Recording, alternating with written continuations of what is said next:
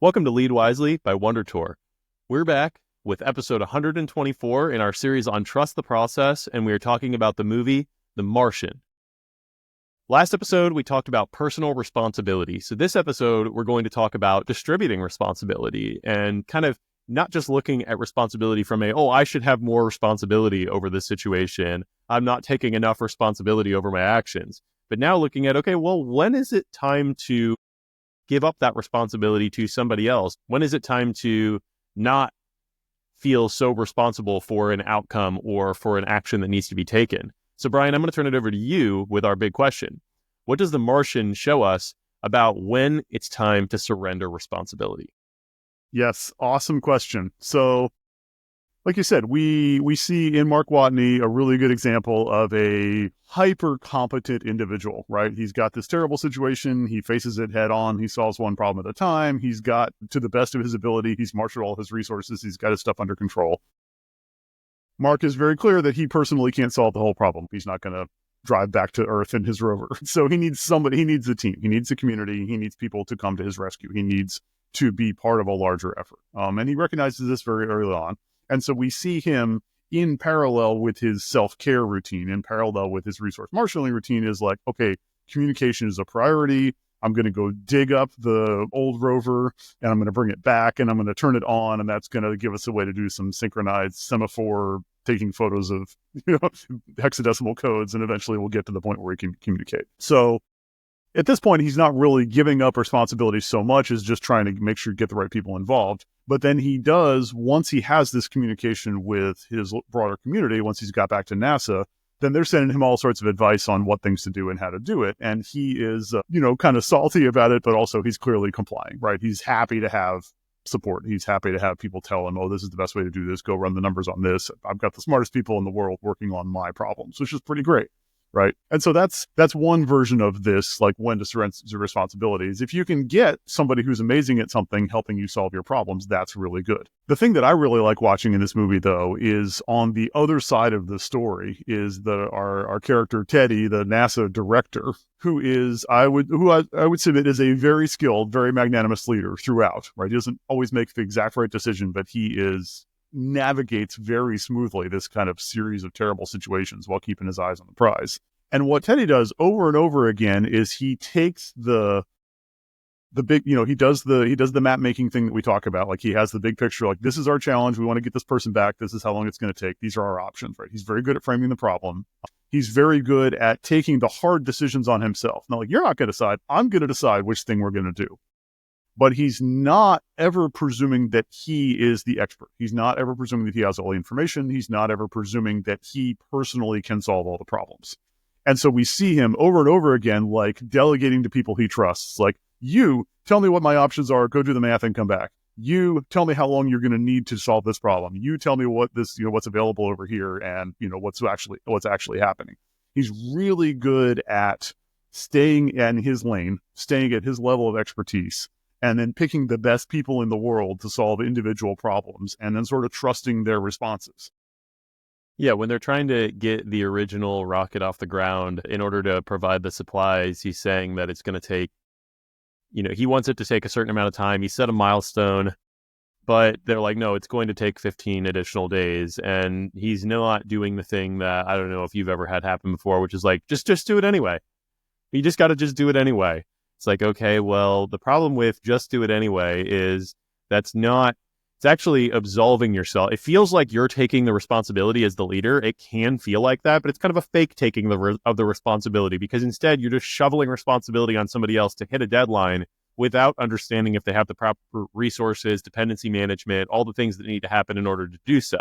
And then what ends up happening is actually you're not really taking responsibility for the overall outcome because now if they miss that deadline, all the dependencies that come after that deadline are not going to be met anymore. And so now the whole mission is going to be at risk. And your idea that they should just be able to hit a certain target without rationale, without managing the capacity of the individuals to do it, I think that's key here is the leader is always responsible for the outcome, but for each individual piece of the equation, handing off responsibility to the people who have the most information is critical, even when they sometimes fail, like they do in the example of initial rocket that they send up. Right. Yeah, no, Teddy's relationship with Bruce, the leader of his team that's building these resupply units, right, is really great. Like, we watch their dynamic, and he's like, okay, how long do you need? He's like, well, I need 3 weeks. Well, you don't have 3 weeks. You only have 14 days. Like, what do you really need? Like, how can, he challenges him to keep pushing and keep pushing like that. You're going to tell me that the overtime alone is going to kill you. And I know, but anyway, right. He's like, I'll find the money. I'll figure it out. Tell me what you really need. What's the minimum thing you really need? And I'll go make it happen. Right. And then he goes and makes some other hard decisions. Right. So he is very open to expert feedback. He's very open to delegating specialists what to do. And that is an essential part of sort of navigating through the kinds of problems we like to talk about on WonderTour, right? If everything's going according to plan, like if you're on the production line, everything's showing up on time, everything's coming out the back end on time, and quality's great, like that's a management problem.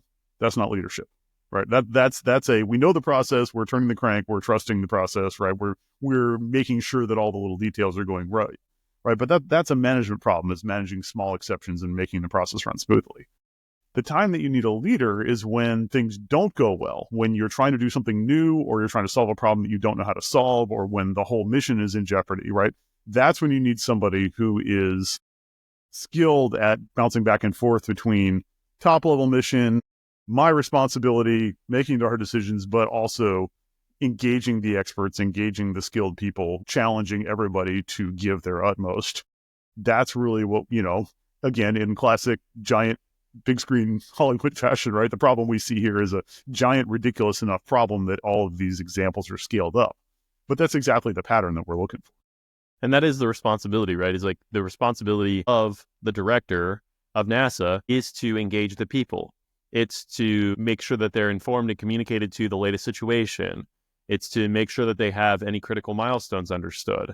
His responsibility is not to make sure that the thing, meets all the quality standards. He can't possibly do that. Right. What is he going to go do? Go down and inspect everything himself with his very limited knowledge, probably, of what would actually pass? Because I love that example of the rocket, because it's like, well, he makes the call to bypass the quality inspection gate, essentially, in order to save the 8 days or whatever. Okay, cool. So what could be tempting after you make that decision to bypass the QA gate is to then go back and say, well, the team just didn't build enough quality into it.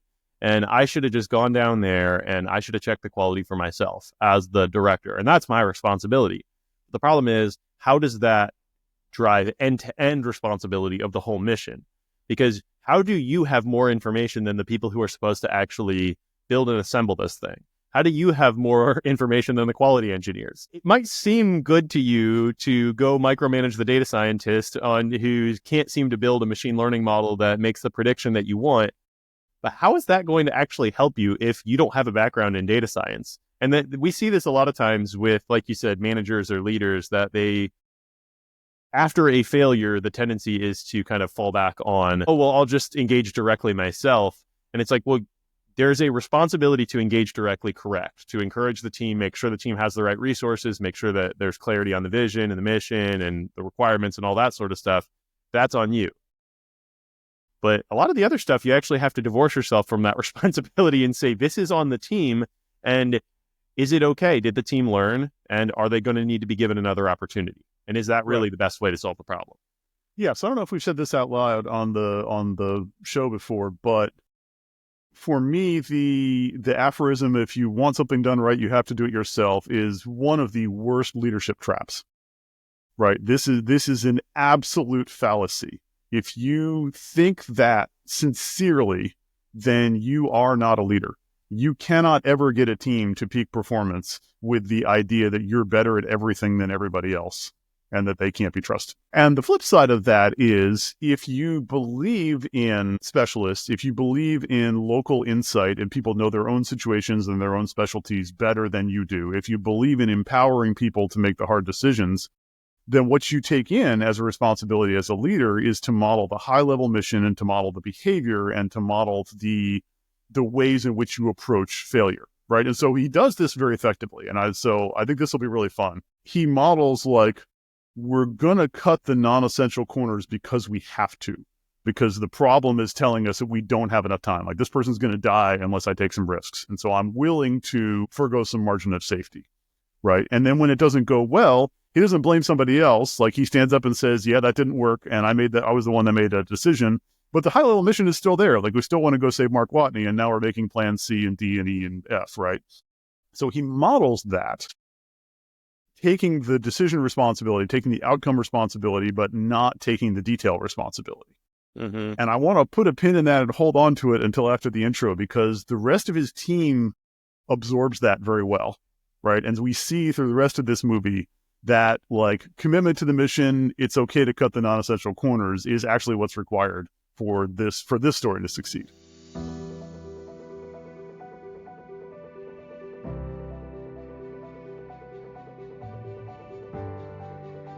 Hi, I'm Brian Nutwell. And I'm Drew Perot.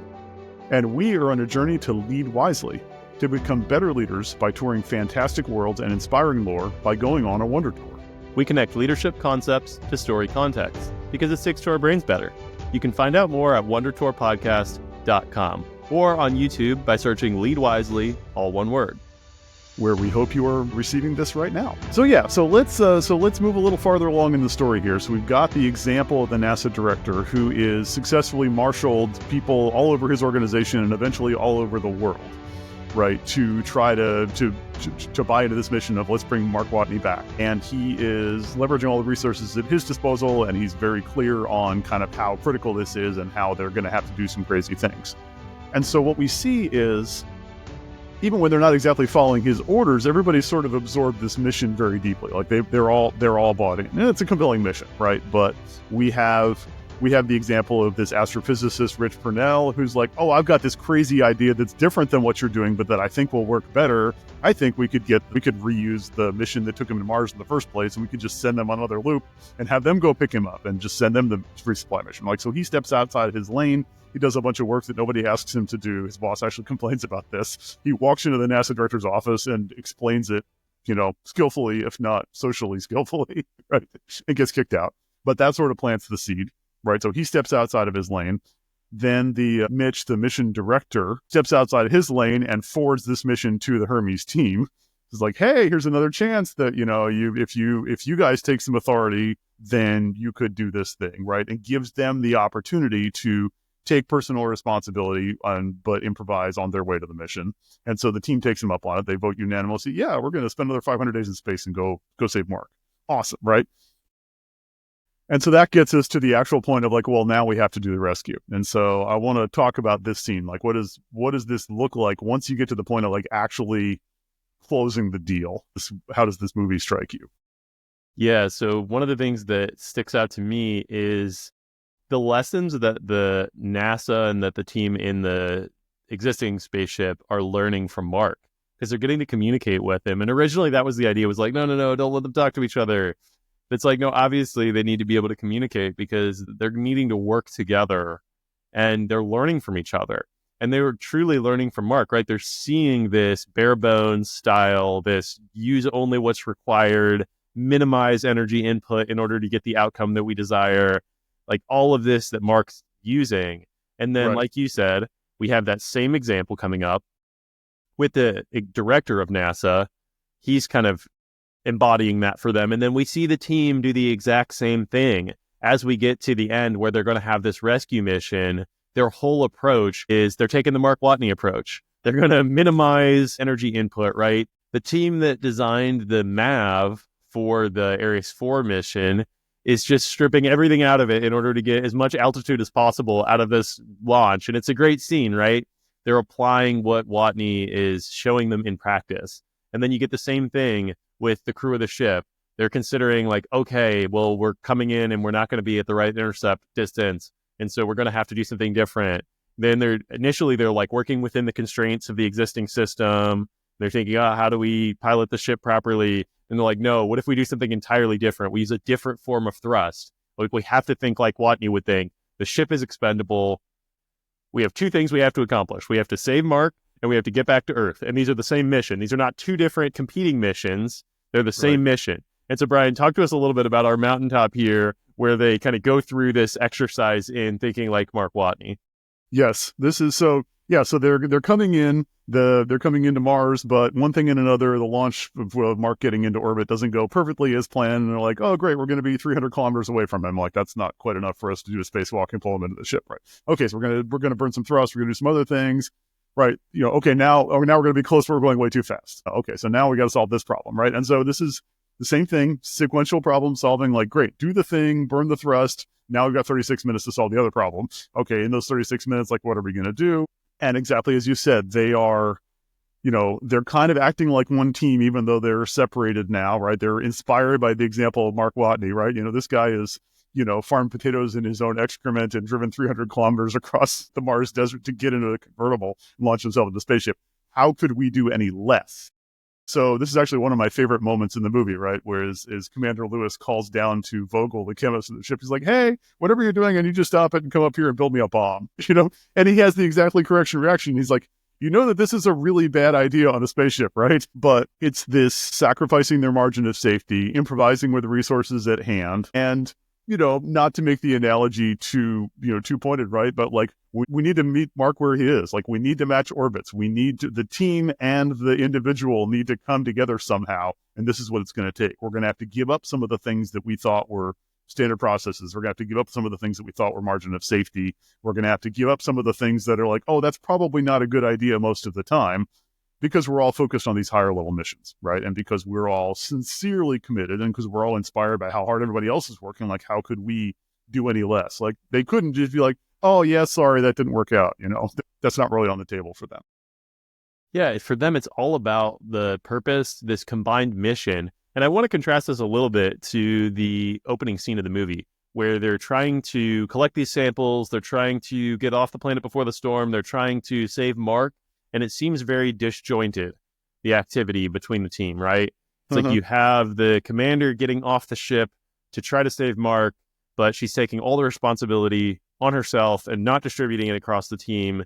You have Mark, who we don't even know what's happening to him at this point. He's probably knocked out already by this point. You have the team members arguing about what the right thing to do is in that situation. And again, it's not that they're doing a bad job necessarily, but they're not doing a great job of managing that. And you get the opposite happening here at the end. We get all of them clear on one purpose. Again, the purpose combines together all of the different missions of getting back to Earth and making sure nobody dies, collecting Mark, all of these things. One seamless narrative that they're all telling themselves that they all bought in on at one point. Right. And then you have them all putting forth their effort and taking responsibility for the areas that they have capability in. Like, this is how we achieve greater outcomes. It starts with what we talked about in episode 1 of The Martian. I need to take personal responsibility in my life. I need to take the right amount of personal responsibility. And then I need to, in this episode, give responsibility to others where they are specialized, where sometimes not even they're specialized. Sometimes you might be more competent than them, but they might be they there. need to learn.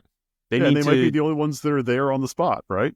So it might be a part of their journey, right? Like, at some point, you're not going to be there. So you need to level their skill sets up. And so you need to give them that opportunity to do something. And then there's also the situation where, you need to be the commander who steps in and is like, "No, I'm going to go out on the, I'm going to go out on the tightrope," or whatever that thing is that she like hangs herself out on to try to catch Mark.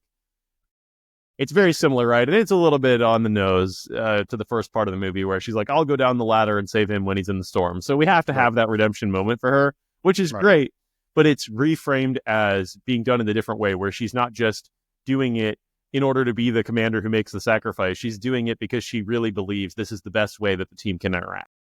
Because everybody else is doing a job, right? Everybody else is doing a role. And so it occurs to me, right? The first half of this, our first episode, the personal responsibility, a lot of that's about facts, right? A lot about that's about facing reality and solving the problems that you have available to you, right? Just doing the problem solving, which you have to be very, very clear-eyed. This second piece about surrendering responsibility is more about trust, right? It's all about getting the team to the point where you can say somebody else is going to do this specific thing better than I would, better than I could, better than I can right now, maybe because they're the only one there, maybe that I'm not there, or because they're hyper specialized, or because I trust, but I trust their commitment. I trust their effort. I trust their willingness to be part of this team.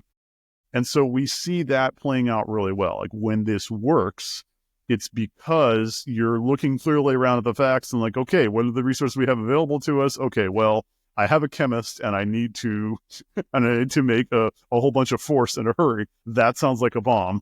Like, I'm going to trust him to do that in a way that doesn't kill us all.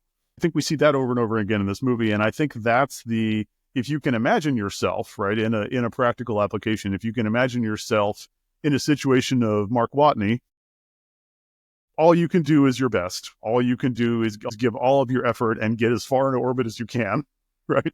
And then trust that everybody else is giving you good advice and trust that they're going to come meet you. And, it may work and it may not, but that's all you've got, right? Your only option is to build real human connections and then trust that they're going to meet you where you are, right?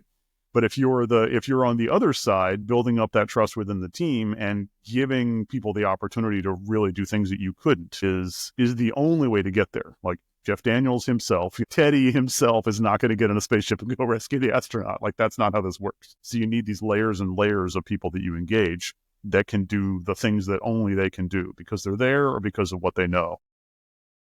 And it occurs to me too that even Mark Watney at the end, there's a needing to accept other people's responsibility because he does a good job throughout the entire movie. Even when he's pissed off at NASA, he accepts NASA's expertise in certain areas. He accepts the help of others, right? Think of the example with the rover where he has to put the hole in the top of the rover and stuff like that. But at the end, he's like very eager to, at this point, he has nothing left to lose. He's like, you know what? I've done enough cool things. I can probably Iron Man this again. And he's like, let me be Iron Man. And they're like, no, like that can't be the primary way that we're going to solve this problem. This isn't really your problem to solve, Mark. You're going to get as high as you can. You've done all of this work in order to get here. That would be the last ditch effort to solve the last mile of the problem, basically. And that's what we see because they're going to be way too far apart. It's going to be so hard for him to be able to get all the way there using his hand thruster that he makes. But if we get him with Jessica Chastain on the floating chair together, they're able to meet in the middle. Yes. No, and that's something we should have talked about earlier, but one of the things I love about the Watney character here, one of the things about the little skills that he deploys at taking personal responsibility is he is amazing at reframing problems into opportunities, right? Mm-hmm. He's stranded on a desert planet and he's like, every day I go out and I sit and I look at the sunset over the mountains just because I can, right? He's like, it would be really awesome to be the man who went the fastest of any astronaut, right? Oh, I could be Iron Man. I think you got to consider how cool that would be. Like, he's really good about taking like, this is a really difficult situation and turning it into like, but I could be a superhero, right? Framing in his mind the aspirational goal of solving the problem and not the slog of I have to go count potatoes, right? I'm going to be Captain Blondebeard, space pirate. This is an amazing skill that he deploys over and over again, right? And we see that like it's a space movie. Of course it's cool. Of course, probably the experience in being in space isn't always that cool. But that idea of framing yourself as the hero when it motivates you to solve problems and framing other people as the hero when it motivates them to solve problems is really neat. I like that. Yeah, and that's how we have to overcome sometimes. And maybe one last practical application here, and this is obvious because it's a space movie, but you got to be more attached to the mission and more attached to the team than you are to a process. So it can be easy to talk about a trust the process series, and it sounds like what we're saying is, just keep running that same process. That's not at all what we're saying. The process is not the exact work instruction that we have to do the thing, and we need to work that exact work instruction over and over again. The process is putting in the hard work every single day. That's what we're talking about, and that's what we see these characters exhibiting, putting that work in to help the team. And oftentimes, what it means to trust the process is going to be to violate the existing work instructions, to violate the standards of how to do something, which when you're in space, you just have to do because you're going to run into situations that the standards and the work instructions did not plan for. Right. When you're shifting gears from management to leadership, because it's no longer a standard operating procedure, and it's now problem solving or a challenge that we've never encountered before, right, then of course you're going to have to build new processes, or at least you're going to have to solve this evidence-based problem solving, the what is going to work, and let's do that, and then let's learn from it, and then the trust-based problem solving of who can we trust to attack this little piece of it, and let's engage them. That's the process we're talking about here, is like looking for the resources that are available to you and finding ways to spiral up. Man, that's good. Yeah, I like how we took the first episode, and it was very helpful to me to think of the responsibility framing with the M. Scott Peck comparison to the road less traveled. But then what's even more helpful, I think, is talking about it from a team perspective, because, if you're listening to this podcast, if you're a member of this community, then you might already know a lot of the M. Scott Peck stuff. And we all can grow in that area, but we can definitely all grow in the area of figuring out how to properly empower the team, how to make sure that that we're trusting the team as a part of that process, that we're trusting the team to break the existing standards when they need to make unorthodox decisions if it's in alignment with the mission and the people are aligned with that decision.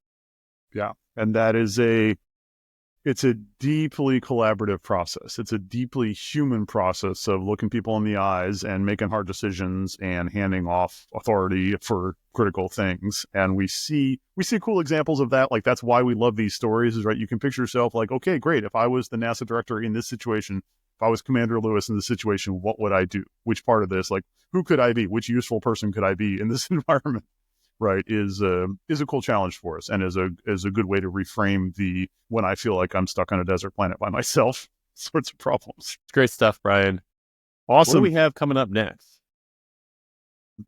We couldn't, of course, do a series on Trust the Process without a sports or athletic themed movie. So we are going to take a little detour into the world of boxing, which is going to be kind of fun. And we're going to be watching the movie $1 Million Baby. And we will see what leadership lessons we can derive from a more sort of one-on-one coaching environment where we have a problem that you have to solve by yourself once you're in the ring.